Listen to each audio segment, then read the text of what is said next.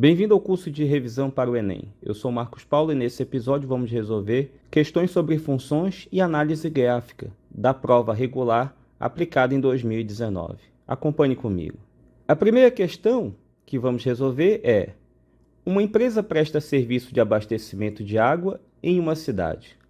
O valor mensal a pagar por esse serviço é determinado pela aplicação de tarifas por faixas de consumo de água, sendo obtido pela adição dos valores correspondentes a cada faixa. Na faixa 1, o consumo é até 6 metros cúbicos e o cliente paga um valor fixo de R$ 12.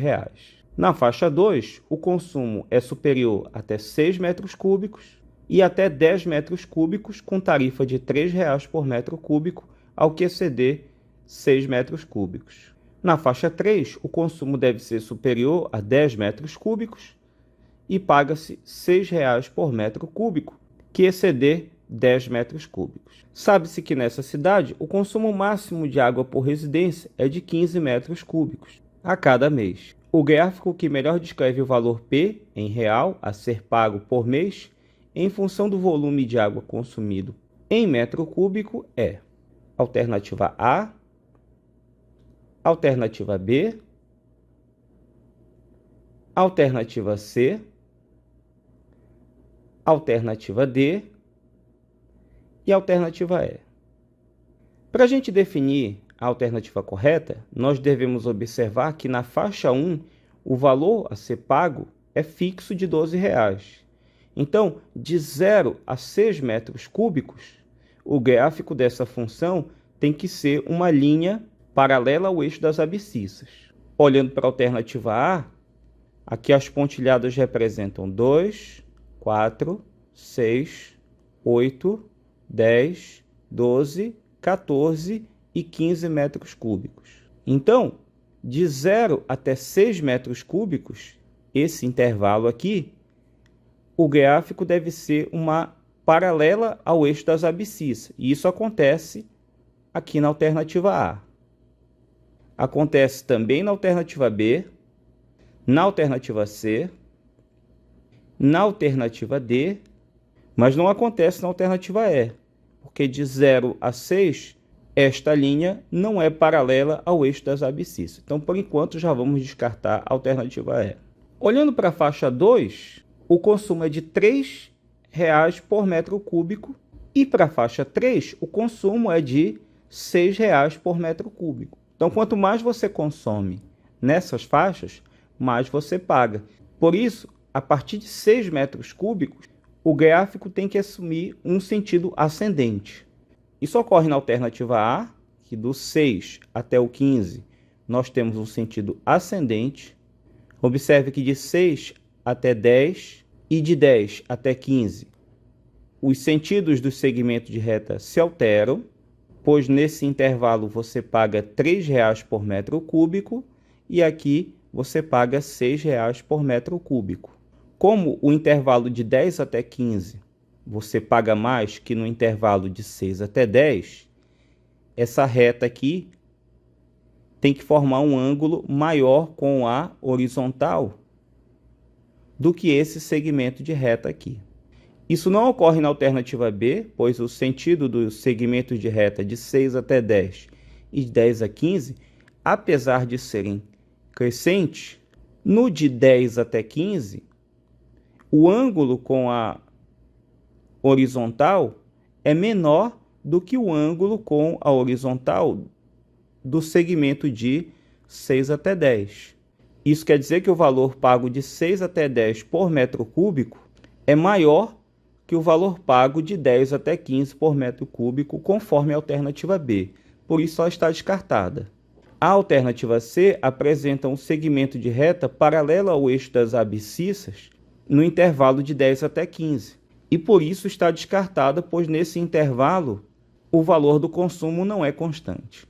Já a alternativa D também será descartada, porque no intervalo de 6 até 15, o segmento de reta possui o mesmo ângulo em relação à horizontal. E isso significa que o consumo por metro cúbico excedente de 6 até 10 tem o mesmo valor do consumo por metro cúbico excedente de 10 até 15. Portanto, a alternativa correta é a letra A.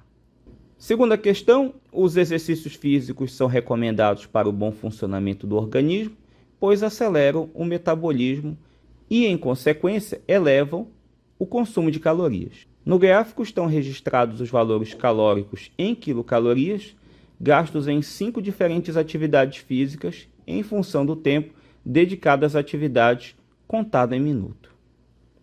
Então, analisando a figura, a atividade 1 consome 20 quilocalorias quando executada em 10 minutos. A atividade 2 consome 100 quilocalorias quando executada em 15 minutos.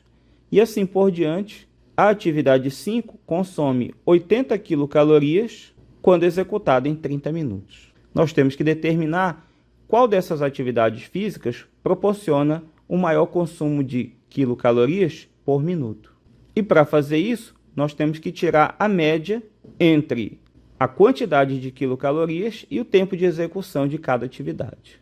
Então, pelos dados fornecidos na imagem, a atividade 1 consome 20 quilocalorias em 10 minutos, dando uma média de 2 quilocalorias por minuto. A atividade 2 consome 100 quilocalorias em 15 minutos, média de 6,6. A atividade 3, 120 quilocalorias dividido por 20 minutos, dando média 6. A atividade 4 consome 100 quilocalorias quando executada em 25 minutos, média 4. E a atividade 5 consome uma média de 2,6 quilocalorias. Então, a alternativa correta é a letra B. Terceira questão. O Serviço de Meteorologia de uma cidade emite relatórios diários com a previsão de tempo. De posse dessas informações, a Prefeitura emite 3 tipos de alerta para a população. O alerta cinza deverá ser emitido sempre que a previsão do tempo estimar que a temperatura será inferior a 10 e a umidade relativa do ar for inferior a 40%. Um alerta laranja deverá ser emitido sempre que a previsão do tempo estimar que a temperatura deve variar entre 35 e 40 e a umidade relativa do ar ficar abaixo de 30%. E o alerta vermelho deve ser emitido sempre que a previsão do tempo estimar temperatura superior a 40 graus Celsius e umidade relativa do ar inferior a 25%. Um resumo do tempo nessa cidade para um período de 15 dias foi apresentado no seguinte gráfico. Observe que temos aqui no eixo das abscissas o tempo contado em dias. Temos também 2 eixos verticais, do lado esquerdo a temperatura e do lado direito a umidade relativa do ar em percentagem. Temos aqui uma linha cheia, escura, que mede a temperatura e outra linha pontilhada que marca a umidade relativa do ar. Vamos fazer uma análise em relação, por exemplo, ao 9º dia. No 9º dia, ficou entre o 8º e o 10º, então seria mais ou menos aqui. Observe que a temperatura ficou abaixo dos 30 e a umidade relativa do ar deu exatamente 40. Voltando para o comando da questão, decorridos os 15 dias da validade desse relatório, um funcionário percebeu que no período a que se refere ao gráfico foram emitidos os seguintes alertas. Dia 1, alerta cinza. Dia 2, alerta laranja. E dia 3, alerta vermelho. Nosso objetivo será determinar em quais dias os alertas foram emitidos corretamente. Então eu coloquei aqui um resumo de quando cada alerta deve ser emitido. C de cinza, quando a temperatura T é menor que 10. E a umidade U menor que 40. O alerta laranja deve ser emitido quando a temperatura variar entre 35 e 40. Então, nesse caso, eu tenho um intervalo aberto, porque para incluir os extremos desse intervalo, eu deveria dizer que a temperatura iria de 35 a 40. O que não é verdade, pois aqui está escrito entre 35 e 40, então tome cuidado com esse pequeno detalhe. A umidade tem que ser menor que 30 e o alerta vermelho é para quando a temperatura é maior que 40 e a umidade menor que 25. Então vamos analisar o dia 1, em que foi emitido um alerta cinza. 1 está aqui entre 0 e 2.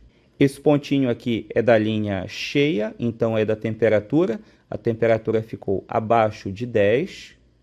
E esse pontinho aqui da linha tracejada está entre 30 e 40. Nesse caso, a umidade ficou então abaixo dos 40, cumprindo com as duas condições, e por isso o alerta cinza foi emitido corretamente. Vamos ver agora o dia 12, que teve alerta laranja. A temperatura aqui está na linha cheia, foi exatamente igual a 40. E mais embaixo a gente tem o dado correspondente à umidade relativa do ar na linha tracejada. A umidade foi igual a 20. A condição da umidade até foi satisfeita, no entanto, a condição relativa à temperatura não foi, por isso o alerta laranja foi emitido incorretamente. E para o 13º dia, entre 12 e 14, temos aqui a temperatura está um pouco acima dos 40 e a umidade relativa do ar está exatamente igual a 40. Mas a condição sobre a umidade para o alerta vermelho diz que ele é emitido quando a umidade é menor que 25. Então, o alerta vermelho foi emitido incorretamente. Desse modo, apenas no dia 1, o alerta foi dado corretamente. E por isso, devemos marcar a alternativa A. Quarta questão. Charles Richter e Benno Gutenberg desenvolveram a escala Richter, que mede a magnitude de um terremoto. Essa escala pode variar de 0 a 10, com possibilidades de valores maiores. O quadro mostra a escala de magnitude local, MS, de um terremoto que é utilizada para descrever. Então, pela tabela, um terremoto é pequeno quando a magnitude vai de 0 a 3,9, ligeiro quando a magnitude vai de 4 até 4,9 e assim por diante, até o nível extremo, quando a magnitude é 10 ou mais. Para calcular a magnitude local, utiliza-se a fórmula ms igual a 3,30 mais log de A multiplicado pelo F, em que A representa a amplitude máxima da onda registrada por um sismógrafo em micrômetro e F representa a frequência da onda em Hz. Ocorreu um terremoto com amplitude máxima de 2.000 micrômetros e frequência 0,2 Hz. Utilize 0,3 como aproximação para log de 2. O objetivo da questão é classificar corretamente o terremoto conforme a tabela. Então, para começar, eu juntei os dados do problema: amplitude A igual a 2.000, frequência F igual a 0,2 e o log de 2 para ser adotado como 0,3. Juntando aqui na fórmula, eu substituo o A e o F. Observe que eu tirei o 0 aqui do 3,30 que aparecia no comando da questão, ele não vai ser útil. E aí eu substituo então o A por 2.000 e o F por 0,2. Agora, esse 400, não temos o log dele, mas temos o log de 2. E o log dado está na base 10. Então, vamos tentar decompor o 400 de modo que apareça 2 e 10 em termos de produto, potências e ou quociente, pois temos as propriedades de logaritmo para essas operações. O 400 pode ser escrito como 2 ao quadrado vezes 10 ao quadrado. Então, eu tive aqui um produto de potências. Mas, olhando primeiramente o produto, nós vamos usar a propriedade log do produto. Um log do produto transforma na soma de logaritmo. Então, temos 3,3 mais log de 2 ao quadrado mais log de 10 ao quadrado. E esses dois logaritmos aqui são logaritmos de potências. Ora, o log da potência pode ser colocado como um expoente multiplicado pelo logaritmo sem a potência. Ou seja, pega o r que está aqui e joga para frente multiplicando. Por isso ficou 2 log de 2 mais 2 log de 10. O log de 2 é dado como 0,3 e o log de 10, como está na base 10, é igual a 1. Ficamos então com 3,3 mais 2 multiplicado por 0,3 mais 2 vezes 1, o que dá 5,9. 5,9 é um terremoto considerado moderado. E por isso, devemos marcar a alternativa C. Questão 5. Uma empresa tem diversos funcionários. Um deles é o gerente, que recebe R$1.000 por semana. Os outros funcionários são diaristas. Cada um deles trabalha 2 dias por semana, recebendo R$80 por dia trabalhado. Chamando de X a quantidade total de funcionários da empresa, a quantia Y em reais que esta empresa gasta semanalmente para pagar seus funcionários é dada por... Essa quantia Y consta de 2 partes, o que se paga com os diaristas e o que se paga com o gerente. Nós temos X funcionários, sendo que um deles é o gerente. Então, com os diaristas, nós vamos pagar R$80 2 vezes por semana para cada um dos X menos 1 diaristas. Não se esqueça que dentre os X funcionários, um é o gerente e então sobram X menos 1 diaristas. Por isso, o salário com os diaristas é 80 multiplicado por X menos 1 multiplicado por 2 e aqui o salário do gerente, que é apenas um dos funcionários e ganha R$1.000. Agora é só distribuir aqui 80 vezes 2, 160, multiplica por X e depois por menos 1, dá 160x menos 160. Resta então apenas fazer essa subtração. E ficamos com y igual a 160x mais 840, o que faz com que devemos marcar a alternativa D. Sexta questão. O gráfico mostra a evolução mensal das vendas de certo período, de julho a novembro de 2011. O número de unidades vendidas em julho foi de 700, 2.500 tanto em agosto como em setembro, 2.800 em outubro e 2.700 em novembro. Sabe-se que o mês de julho foi o pior momento da empresa em 2011 e que o número de unidades vendidas nesse produto em dezembro de 2011 foi igual à média aritmética do número de unidades vendidas nos meses de julho a novembro do mesmo ano.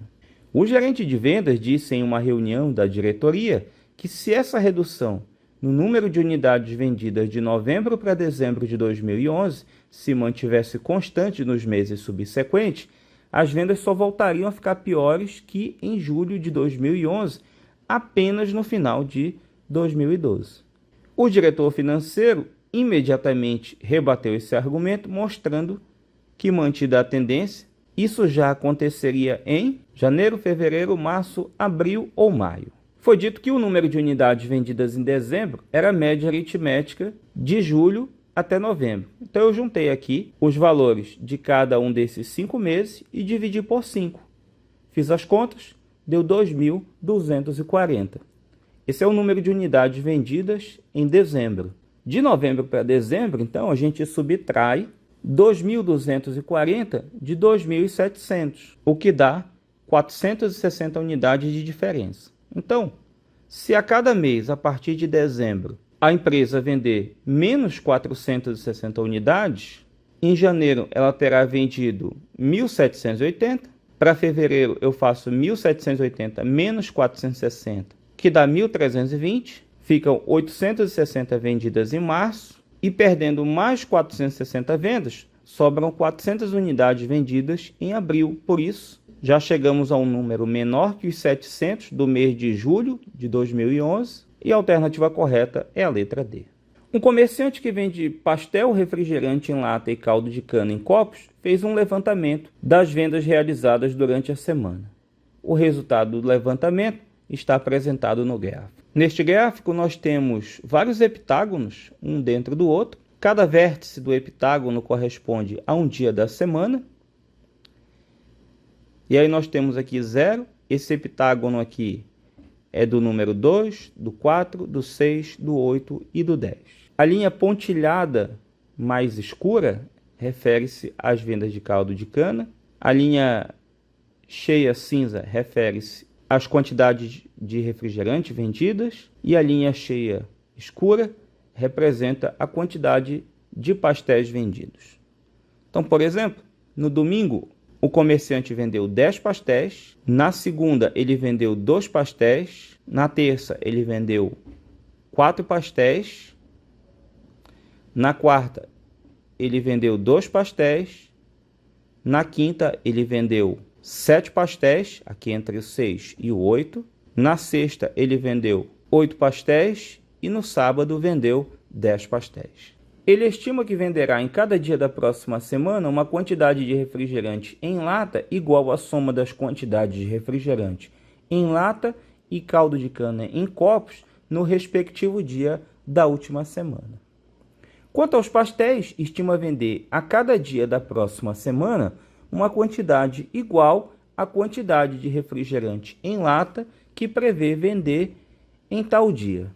Já para o número de caldo de cana em copos, estima que as vendas diárias serão iguais à da última semana. E agora vamos ter que determinar a quantidade de pastéis a mais que esse comerciante venderá na próxima semana. Então eu reuni os dados da imagem nessa tabela. Veja, por exemplo, que no sábado ele vendeu 7 copos de caldo de cana, 8 pastéis e 10 refrigerantes. Segundo o que diz o problema, o que ele vai vender de refrigerante na semana seguinte é o que ele vendeu de pastel, mais o que ele vendeu de caldo de cana da primeira semana. Então tem que fazer 4 mais 7, que dá 11. E para a quantidade de pastel, eu repito os mesmos 11 que eu encontrei para o refrigerante. Então nessa última linha da tabela, por exemplo, na semana seguinte ele vai vender 8 mais 7, 15 quantidade de refrigerante em lata. E eu repito essa mesma quantidade para os pastéis. Está aqui então montada a tabela de vendas da segunda semana. E agora calculamos a diferença entre o número de pastéis. Ele vendeu 72 pastéis na segunda semana, diminuindo 45 da primeira, houve um aumento de 27 pastéis e a alternativa correta é a letra B. Questão 8.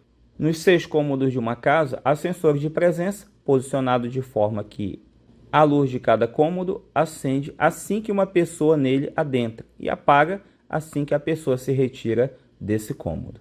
Suponha que o acendimento e o desligamento sejam instantâneos. Um morador dessa casa visitou alguns desses cômodos, ficando exatamente 1 minuto em cada um deles.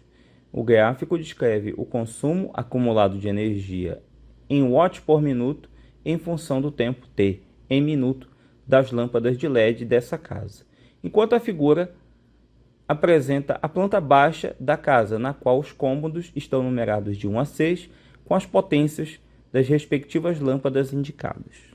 Aqui está a figura que representa o consumo de energia. Vamos entender aqui que após 1 minuto ele gastou 20 watts, depois mais 1 minuto o consumo foi para 35, após 3 minutos gastou 40 watts, o consumo subiu para 55, com mais 1 minuto foi para 75, com mais 1 minuto o consumo estava em 85, após 7 minutos o consumo ficou em 105 e com 8 minutos o consumo ficou em 120 watts minuto. Essa é a planta da casa. O cômodo 1 é a sala, onde a lâmpada tem potência de 20 watts. O cômodo 2 é um quarto com potência da lâmpada de 13 watts. O cômodo 3 é um banheiro, potência de 2 watts, e assim por diante até a cozinha, cômodo 6, com potência de 10 watts. Nosso objetivo aqui será determinar a sequência dos deslocamentos pelos cômodos conforme o consumo de energia apresentado no gráfico. Aqui eu fiz uma relação de cada cômodo, respeitando a numeração que estava na imagem, e vou montar uma tabela. Temos aqui na primeira linha o consumo, que está no gráfico cartesiano, a cada minuto, e vamos calcular as diferenças entre um cômodo e outro para saber qual foi o consumo em cada cômodo e definir o cômodo. Então o cidadão entra na casa, consumo 0 e liga a primeira lâmpada, onde ele gasta 20 watts. Depois o consumo sobe para 35, houve uma diferença de 5. Depois vai 40, uma diferença de 5 e assim por diante. Aqui estão as demais diferenças. Agora vamos estabelecer os cômodos. Então ele entra na casa, então ele esteve na sala. Depois ele consumiu mais 15, significa que ele esteve na suíte.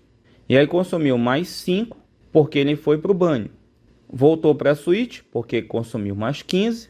Entrou na sala, porque consumiu mais 20. Foi para a cozinha, porque consumiu mais 10. Voltou para a sala, porque consumiu mais 20. E, por fim, entrou na suíte, onde consumiu 15. E essa é a sequência dos deslocamentos pela casa. Portanto, a alternativa correta é a letra A. Um grupo de engenheiros está projetando um motor cujo esquema de deslocamento vertical do pistão dentro da câmara de combustão está representado na figura. Observe que no instante t igual a 0, o pistão aqui fica na posição vertical, a altura é igual a 0, e à medida que o tempo vai passando, a parte inferior aqui vai sendo deslocada conforme esta circunferência, no sentido anti-horário. A função h de t igual a 4 mais 4 seno de beta t sobre 2 menos π sobre 2, definida para t maior do que ou igual a 0, descreve como varia a altura h, medida em centímetro, da parte superior do pistão dentro da câmara de combustão, em função do tempo t, medido em segundo. Nas figuras estão indicadas as alturas do pistão em dois instantes distintos. O valor do parâmetro beta, que é dado por um número inteiro positivo, está relacionado com a velocidade de deslocamento do pistão. Para que o motor tenha uma boa potência, é necessário o suficiente que em menos de 4 segundos após o início do funcionamento, que é o instante t igual a 0, a altura da base do pistão alcance por 3 vezes o valor de 6 centímetros. Para os cálculos, utilize 3 como aproximação para π, e nós devemos determinar o menor valor inteiro a ser atribuído ao parâmetro beta, de forma que o motor a ser construído tenha boa potência. Então, nós precisamos determinar quando a função h assume o valor 6, e aí para isso eu vou pegar essa expressão aqui e vou igualar a 6, ficando então 6 igual a 4 mais 4 seno de beta t sobre 2 menos π sobre 2. Aí aqui eu já estou juntando na mesma fração, pois os denominadores são iguais, e vou subtrair 4 de ambos os membros da equação. Ficou 2 igual a 4 seno, então dividindo tudo por 4, fica seno de beta t menos π sobre 2 igual a meio. E para que esse seno seja igual a meio, o beta t menos π sobre 2 tem que ser π sobre 6 mais 2kπ, ou 5π sobre 6 mais 2kπ, com beta e k inteiros. π sobre 6 está no primeiro quadrante e o 5π sobre 6 está no segundo quadrante. Observe então que a base do pistão está aqui, em menos π sobre 2. Na primeira vez que ela atinge a altura 6, nós estaremos aqui em π sobre 6. Na segunda vez, será em 5π sobre 6. Ainda não demos uma volta completa no círculo. E na terceira vez, a base do pistão volta a formar um ângulo de π sobre 6. E aí já com uma volta completa no círculo, o k é igual a 1. Então a altura do pistão atinge 6 pela terceira vez quando k é igual a 1 e considerando t menor que 4. A expressão então que vai resolver o problema é bt menos 3 sobre 2 mais 3 sobre 6 mais 2k vezes 3, que é essa daqui, onde eu troquei o k por 1 e já estou usando a aproximação 3 para o π. Efetuando as contas, nós temos beta t igual a 16, e como o t é menor que 4 e o beta tem que ser inteiro, a expressão beta t só dá 16 quando o beta for maior do que 4. E por isso, o menor valor inteiro para beta é 5, e aí vamos marcar a alternativa D. Nossa última questão desta aula: a taxa de urbanização de um município é dada pela razão entre a população urbana e a população total do município, isto é, a soma das populações rural e urbana. Os gráficos apresentam respectivamente a população urbana e a população rural de 5 municípios, de 1 até 5, de uma mesma região estadual. Em uma reunião entre o governo do estado e os prefeitos desses municípios, ficou acordado que o município com maior taxa de urbanização receberá um investimento extra em infraestrutura. Por essas imagens, a população urbana do município 1, por exemplo, é de 8.000 e do município 3 é de 11.000. E a população rural do município 3 é de 5.000 e a população rural do município 5 é de 12.000. Segundo o acordo, qual município receberá um investimento extra? Então, para calcular a taxa de urbanização, vamos dividir a população urbana pela soma dela com a população rural. Então, no município 1, nós temos 8.000 dividido por 8.000 mais 4.000, que dá 0,66. No município 2, 10.000 dividido por 10.000 mais 8.000, que é 0,55. No município 3, a taxa dá 0,68. No município 4, a taxa é 0,64. E no município 5, a taxa é 0,58. E a maior taxa ficou para o município 3, portanto, a alternativa correta é a letra C. Eu encerro por aqui. Muito obrigado pela sua audiência. Espero que você tenha gostado. Deixe seus comentários. Me diga se você gostou, se você quer mais vídeos desse e traga seus amigos aqui para estudar aqui conosco. Deixe também nos seus comentários suas dúvidas, terei maior prazer em responder. Até a próxima e bons estudos!